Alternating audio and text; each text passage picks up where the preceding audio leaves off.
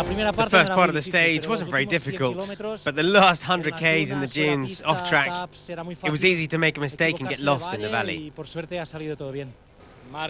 Mark got out fast. The first kilometers he was going fast at a high pace, and I had to really concentrate in the fast tracks so as to not make a mistake. At kilometer 100, I caught Mark and came all the way behind him.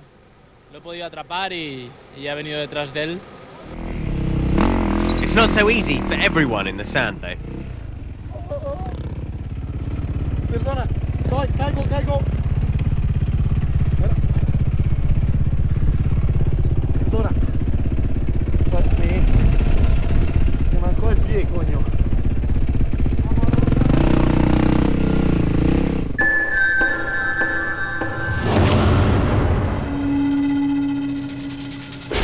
Let's take a look at the quads, and he was second last year, but Rafael Sonic is in no mood to finish runner-up again. The Pole has taken the quad race by storm and dominated his rivals in the early running. And that includes the defending champion Ignacio Casale, who had repairs to make after a liaison incident that cost him dear, but he's charging now.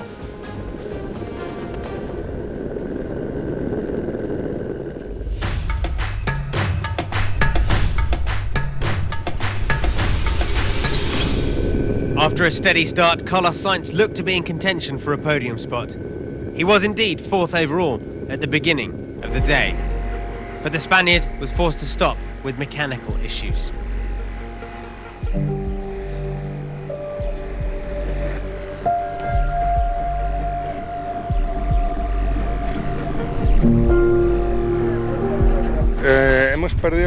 We've lost turbo pressure. The engine just isn't working. We're having a look to understand what's going on.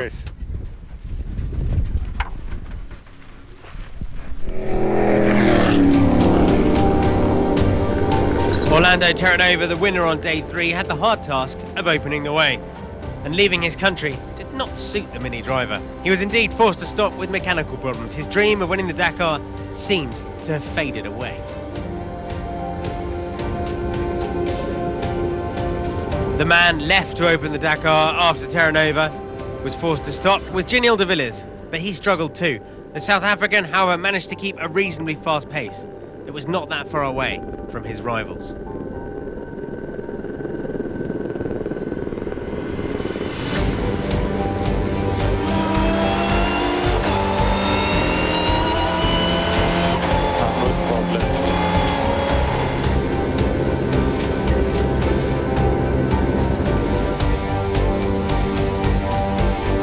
Perhaps more so than ever before, de Villiers is a real threat for the overall win here. Rally leader Nasser Al-Attiyah had another fantastic day, however, and he claimed his second stage success on this Dakar. He now has an overall lead of 8 minutes on de Villiers.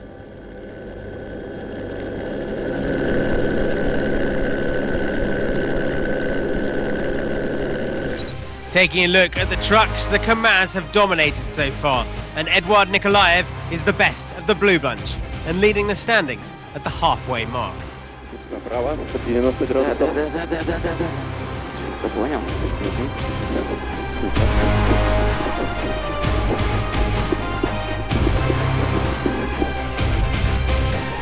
He will need to keep his foot to the floor for the duration, though, as his talented teammates are coming. Irat Mardiev is just 13 minutes behind.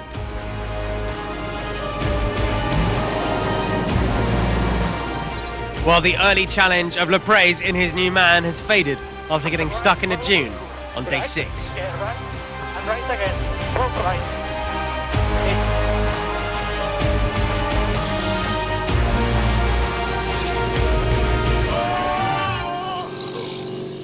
Due north is our route as the riders strike through fast tracks and cunning fesh, 700 Ks to Antofagasta. And compared to stage 4, the first of our adventures purely in Chile was a sprint. But tired bodies and minds still need to be revitalised before facing the treacherous paths of one of the driest places on Earth. Villedoms took a wrong track at kilometre 34 that cost him time on a stage that should have only had small gaps. And he found himself riding with Duclos, who started 6 minutes behind him. The two would stay together for most of the day.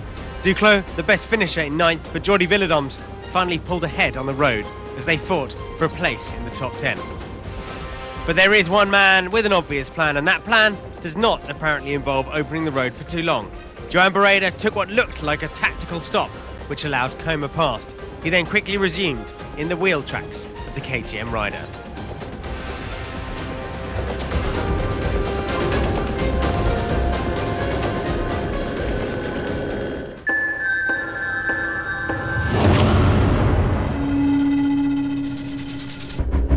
The winner of the 2010 Dakar, Carlos Sainz. His rally ended in the final kilometres of day 5. The Spaniard had been struggling with mechanical issues before he crashed out in spectacular style. I didn't see a big rock on the side of the road. I was in the dust, behind a quad, and I was trying to overtake him. I used my sentinel system to let him know I was behind, and when I overtook him, I hit a rock that was hidden in the dirt, and the car rolled over the front.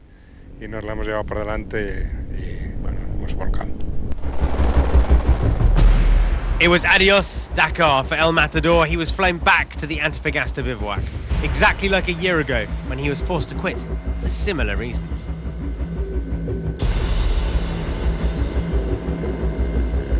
It really was a day to forget for the Peugeot clan. Car rookie Cyril Desprez also suffered a crash and lost hours stuck on the special waiting for assistance. He made it to the bivouac in the middle of the night. But at the other end of the scale, it was a great day for Vladimir Vasiliev as he surprised the field in his Mini. 10th overall last year, he captured his first ever stage success. The last Russian to have triumphed was Leonid Novitsky, who was back in 2012. Stage 6 was a moment for a psychological strike as the bikes rode north to Iquique and the promise of a rest day. Low cloud hung over the horizon of Chile as the riders cruised their way through the liaison and got onto the stage. And things were getting weird in the bikes as Coma crashed 100 metres from the start line. He was up and moving again in seconds, but his mistake is proof, if it were needed, that he's pushing from the start of every stage. But once more, Barreda closed the gap on Coma as yet again he shouldered the burden of opening the roads. The KTM rider never had more than a gap of 30 seconds from the Honda. The two were not the fastest on the day.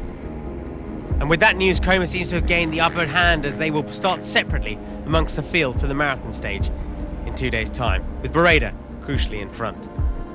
It was the best day for Helder Rodriguez, a man often overlooked in the glamorous factory Honda team of recent years. But to do that is to gloss over a man who's 5 Dakar stage wins to his name. And his skill and confidence riding flat out on these disused rail tracks is a marvel to behold. He dominated the day. Barreda and Coma are using every tactic they can, and the gap at the top is static at 12 minutes, with Barreda the man in control. One of the best surprises of the rally so far is Yazid Al-Raji. The Saudi is more than just a good rookie. In his Toyota Hilux, he's in the fight for a podium spot. Taking off in the first positions, he had to settle for 7th spot on day 6.